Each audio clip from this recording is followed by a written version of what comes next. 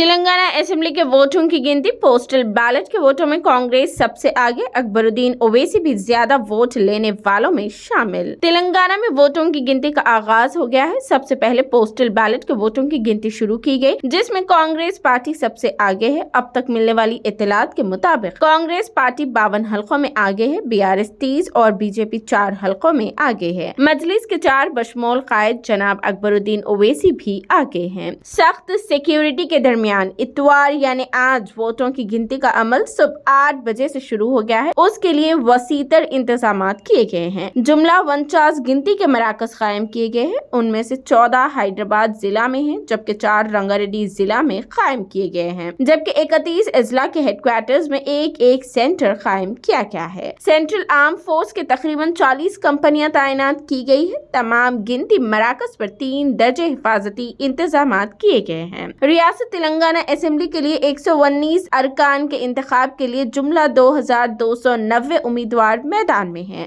جن میں 221 خواتین اور 1 زنخواہ بھی شامل ہے۔